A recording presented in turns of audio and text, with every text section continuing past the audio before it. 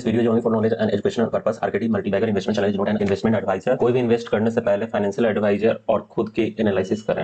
Hello friends, कैसे हैं आप सब। आज मैं आपके लिए एक और मल्टीबैगर शेयर लेकर आया हूं। इसका नाम है PCBL, Phillips Carbon Black Limited. 2021 से पहले फिलिप्स कार्बन ब्लैक लिमिटेड नाम से कंपनी था और 2021 में नाम इसका चेंज हुआ पीसीबीएल, शॉर्टकट में पीसीबीएल लिमिटेड, जिसका मतलब होता है फिलिप्स कार्बन ब्लैक लिमिटेड। मैंने बहुत सारे शेयर बताए अपने चैनल पर। आरकेडी मल्टीबैगर चैनल जो आपका चैनल है, उस पर मल्टीबैगर प्लेलिस्ट में आप देख सकते हैं कि मैंने क्या क्या शेयर बताया। कोई भी बाय और सेल का रिकमेंडेशन नहीं है। इससे पहले हम इस कंपनी के बारे में जान लेते हैं कि ये कंपनी क्या काम करता है, फिर हम इसके बारे में और डिटेल में जानेंगे। तो सबसे पहले आप समझिए, ये कंपनी जो है, आप अपने लाइफ में जो भी टायर ब्लैक देखते हैं, वो ब्लैक क्यों होता है, कौन सा रॉ मटेरियल यूज होता है, लॉन्ग लास्टिंग होता है, वो ये बनाता है। और टायर के अलावा आप फोर व्हीलर या कैमरा में, जो ये कैमरा फुल ब्लैक फिल्म है, कैमरा आप ब्लैक में देखते हैं, तो ये ब्लैक कौन सा रॉ मटेरियल से होता है, ये मैन्युफैक्चरिंग करता है। जो फोर व्हीलर में जो आगे का, जिसे हम डैशबोर्ड बोलते हैं, फुल ब्लैक होता है, ये भी ये कंपनी मैन्युफैक्चर करता है। ये ब्लैक जो होता है, जिस रॉ मटेरियल से मैन्युफैक्चरिंग करता है, जो लॉन्ग लास्टिंग, इसमें ब्लैक में साइन होता है। यहाँ तक कि जो प्लेट भी ब्लैक में आता है, वो ये बनाता है। जहां पर भी आप ब्लैक देखते हैं। अब कंपनी के बारे में हम बात कर लेते हैं। फिलिप्स कार्बन ब्लैक लिमिटेड, जिसे हम पीसीबीएल के नाम से जानते हैं, ये कंपनी पार्ट है आरपी संजीव गोयनका ग्रुप का, जिसे हम गोयनका ग्रुप से भी नाम से भी जानते हैं। जो इनके प्रोमोटर पहले थे, मिस्टर केपी गोयनका, इन्होंने इस कंपनी का शुरुआत किया था 1960 में। और 1960 में उस समय जो प्रोडक्शन फैसिलिटी था वेस्ट बंगाल में, वेस्ट बंगाल के दुर्गापुर में इसका मैन्युफैक्चरिंग फैसिलिटी था। उस समय ये company 14,000 metric ton per year produce करता था। अभी ये प्रेजेंट में कितना प्रोड्यूस करता है? अभी ये प्रेजेंट में 6,03,000 metric ton per annum produce करता है। अब ये न्यूज में क्यों है, इसके बारे में हम बात करते हैं। जो ये मैन्युफैक्चरिंग फैसिलिटीज है, ये मैन्युफैक्चरिंग फैसिलिटीज वेस्ट बंगाल में है। गुजरात में 2 मैन्युफैक्चरिंग फैसिलिटीज है, वेस्ट बंगाल में 1 मैन्युफैक्चरिंग फैसिलिटीज है, और वेस्ट बंगाल में दुर्गापुर में है। और गुजरात में आपने मुंद्रा पोर्ट का नाम सुना होगा, तो मुंद्रा जगह पर है एक, और एक पालेज में है, और एक मैन्युफैक्चरिंग फैसिलिटीज कोच्चि में है। कोच्चि में कहाँ पड़ता है? केरल में। तो अभी प्रेजेंट में कंपनी का 4 मैन्युफैक्चरिंग फैसिलिटीज है, जहां पर ये मैन्युफैक्चर हो रहा है। और इसका रिसर्च एंड डेवलपमेंट R&D, ये एक इंडिया में है और एक बेल्जियम में है। तो इंडिया और बेल्जियम, तो फॉरेन में कितने देशों में ये काम कर रहा है? तो 45 प्लस कंट्रीज में ये वर्क कर रहा है। इसके सारे प्रोडक्ट्स एक्सपोर्ट होते हैं। इंडिया में 4 मैन्युफैक्चरिंग फैसिलिटीज है, मैंने आपको बता दिया। अब जो टायर बनाने वाली जो भी कंपनी है, जैसे आपने MRF का नाम सुना होगा, जेके टायर सुना होगा, जो टॉप कंपनियां हैं। अपोलो का नाम सुना होगा, सीएट का नाम सुना होगा, गुडईयर है, मिचलिन का नाम सुना होगा, और भी जो टॉप कंपनियां जो टायर बनाता है। तो ये जो टॉप 10 टायर की जो कंपनी है, इससे कंपनी का टोटल रेवेन्यू में 65% का रेवेन्यू जनरेट होता है। आपने एमआरएफ का शेयर जो आपने देखा है कि लिस्टेड है 60,000 से 95,000 का भी हाई लग चुका है एमआरएफ का शेयर। तो ये टॉप मैन्युफैक्चरिंग कंपनी है, इसके टॉप 10 क्लाइंट्स है। और इस जो पीसीबीएल है, फिलिप्स कार्बन ब्लैक लिमिटेड, इसका टोटल रेवेन्यू जो जनरेट होता है, उसका 65% रेवेन्यू आता है सिर्फ टायर से। तो क्या ये सिर्फ टायर बनाता है? नहीं, टायर कार का डैशबोर्ड में भी बनाने आता है। इस पावर में भी इसका इन्वेस्टमेंट है। ग्रीन पावर से 98 मेगावाट पर आवर, 1 घंटे में 98 मेगावाट जनरेट कर रहा है ग्रीन पावर एनर्जी। अभी ये न्यूज में क्यों है, इसके बारे में हम बात करते हैं। तो अभी न्यूज में होने का ये भी कारण है कि ये 32,000 जो इस ये सब्सिडियरीज के थ्रू मैन्युफैक्चरिंग कर रहा है। 2021 में ये इन्वेस्टमेंट किया था। जो भी इसका टोटल मैन्युफैक्चरिंग फैसिलिटीज है 6,03,000 मेट्रिक टन पर एनम करने का, उसमें ये 2021 में इसने 32,000 इंक्रीज किया था। और अभी 2023 का प्लान है ये 1.5 लाख 1,50,000 मेट्रिक टन इंक्रीज करने का। अभी हम देखेंगे कि मार्केट में क्या प्राइस रहेगा। अभी मार्केट में देखिए 45 प्लस कंट्री में ये एक्सपोर्ट करता है। तो अभी बाहर में क्या इन्फ्लेशन चल रहा है, तो क्या इन्फ्लेशन, और इन्फ्लेशन के कारण क्या प्राइस में अभी उतना मूव देखने को मिला, नहीं मिला, हम चार्ट पर भी देखेंगे। पहले हम कंपनी के बारे में समझ ले रहे हैं। तो कंपनी के बारे में हमने समझा कि जी, और इंडिया में ये लार्जेस्ट कार्बन ब्लैक प्रोड्यूसर है। जो कार्बन ब्लैक होता है, वो इंडिया का लार्जेस्ट है, प्रोड्यूस करता है। और वर्ल्ड में जो ग्लोबली अगर आप देखिएगा विदेशों में इसका पोजीशन कितना होता है, तो 7th लार्जेस्ट है प्रोड्यूसर ये ग्लोबली। जो इंडिया के बाहर अगर हम देखते हैं, तो इसका पोजीशन 7th लार्जेस्ट है, और इंडिया में ये फर्स्ट है। लार्जेस्ट कार्बन ब्लैक प्रोड्यूसर है इंडिया का।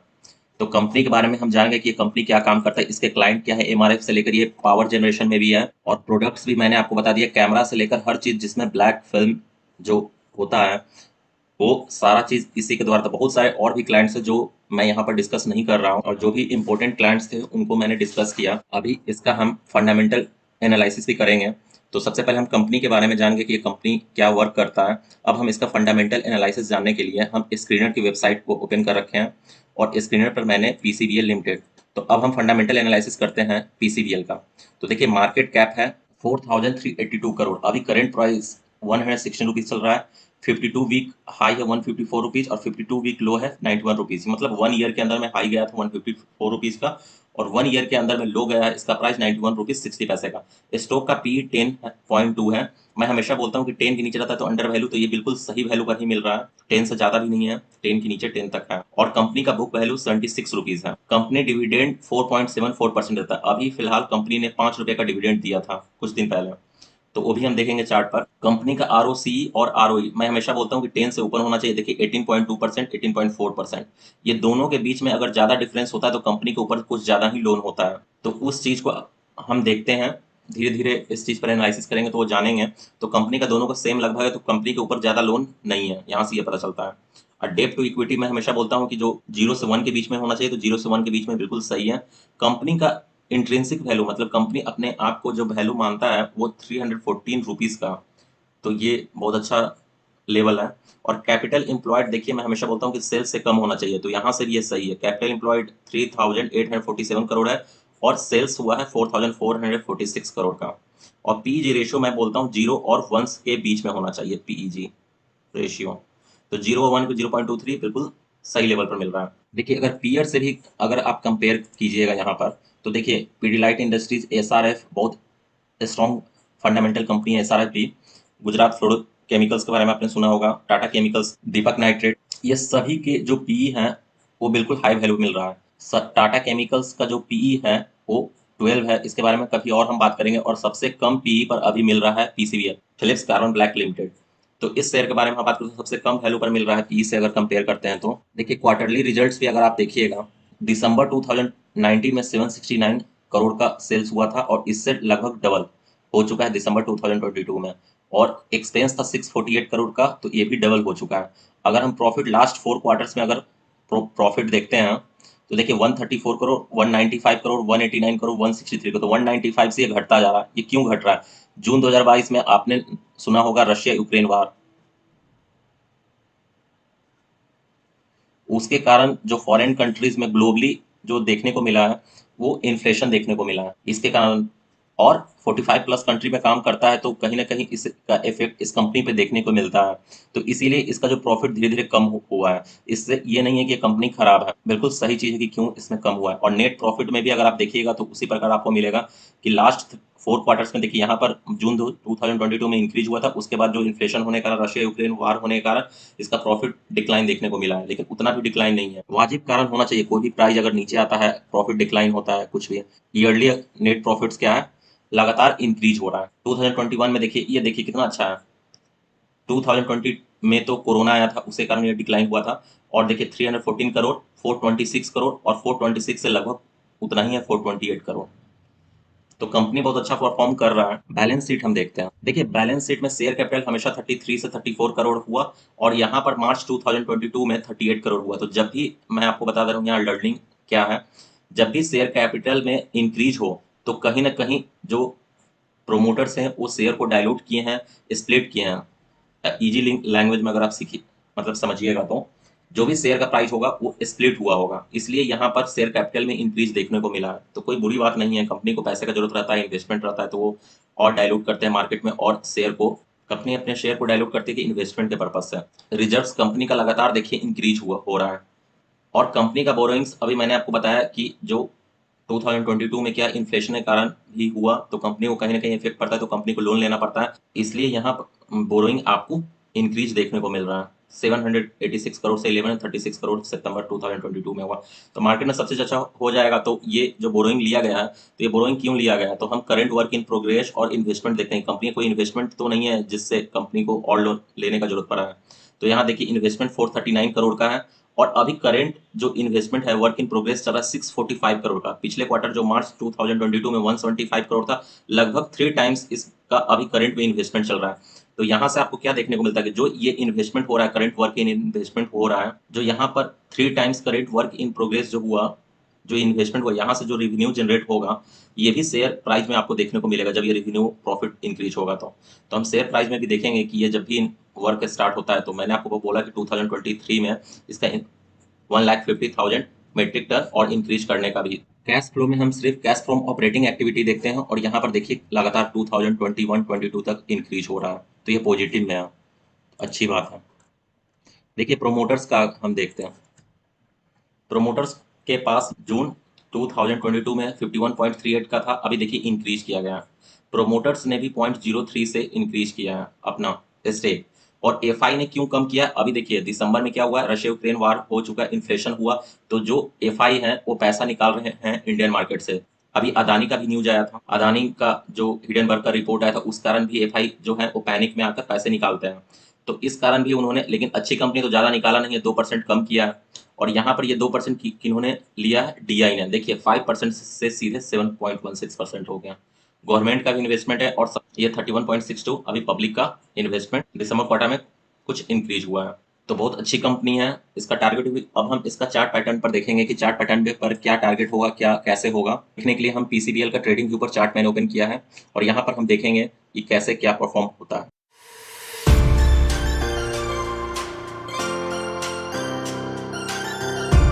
पीसीबीएल का चार्ट ओपन है और ये डेली चार्ट है। कभी भी जो हम इन्वेस्टमेंट करते हैं वो हमेशा अप ट्रेंड में होना चाहिए। और जब भी अप ट्रेंड चेक कीजिए तो मंथली, वीकली और डेली चार्ट, ये तीनों अप ट्रेंड में होना चाहिए।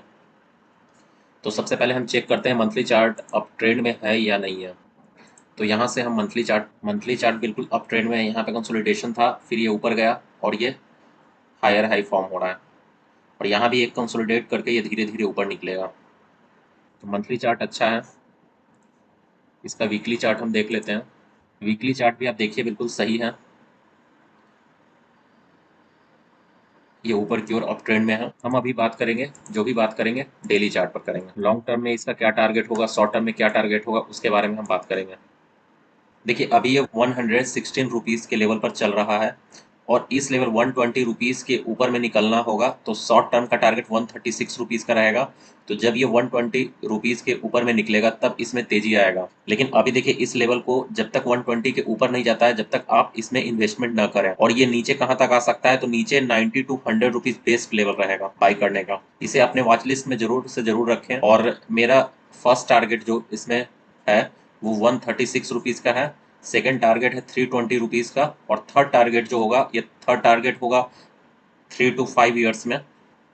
थर्ड टारगेट है 500 रुपीज़ का। तो मैंने आपको 3 टारगेट बता दिए। सेकेंड टारगेट जो है ये 2 to 3 ईयर्स का है। ये 136 का जो ये लेवल है ये 1.5 ईयर्स तक आ जाएगा। तो मैंने आपको बताया, चार्ट देखकर मैंने बताया कि क्या टारगेट रहेगा। और देखिए डिविडेंड भी यहाँ पर दिया है और जो मैंने आपको वीडियो में बताया था, देखिए 5 रुपये 50 पैसे का डिविडेंड दिया है। जो कंपनियां ज़्यादा डिविडेंड देती हैं उनमें ग्रोथ का चांस कम रहता है। जो प्राइस शेयर ग्रोथ तो कंपनी का होता है, लेकिन शेयर का जो प्राइस होता है उसमें मूवमेंट ज़्यादा देखने को नहीं मिलता है। तो कंपनी बहुत अच्छा है, डिविडेंड अच्छा देता है। और देखिए मैंने आपको बताया था जो स्प्लिट के कारण जो शेयर कैपिटल में इंक्रीज हुआ, देखिए यहाँ पर स्प्लिट हुआ था, एक शेयर पर, एक शेयर के 2 शेयर हुए थे। तो और डिविडेंड लगातार 5 रुपये 10 पैसे ये कंपनी दे रहा है। देखिए बेस्ट बाइंग लेवल है 90 टू 100 रुपीज़ के बीच में। अगर ये लेवल पर आपको मिलता है बेस्ट रहेगा। और अभी जो लेवल अगर लॉन्ग टर्म का आपका नजरिया है, 5 ईयर्स तक अगर आप इन्वेस्टमेंट कर सकते हैं तो 500 का इसका मैक्सिमम टारगेट रहेगा। 500 प्लस भी जा सकता है। और जो शॉर्ट टर्म 1 ईयर का जो टारगेट है 136 रुपीज़ है, जो चार्ट देखकर एनालिसिस हो रहा है उस पर मैं बता रहा हूँ। कोई 10 टाइम्स का इसमें अभी पोटेंशियल नहीं दिख रहा है, लेकिन ये डिविडेंड देता है, बहुत अच्छे पैसे, 5 रुपीज़ 1-2 बार डिविडेंड देता है। तो इस कारण प्राइस में मूवमेंट उतना देखने को नहीं मिलता है। लेकिन इन द नियर फ्यूचर ये मल्टीबैगर बनेगा और मैंने आपको टारगेट बता दिया। ऐसा ही पढ़ते रहें, सीखते रहें, फिर मिलेंगे नए वीडियो में। अगर वीडियो अच्छा लगा तो चैनल को लाइक और सब्सक्राइब करें।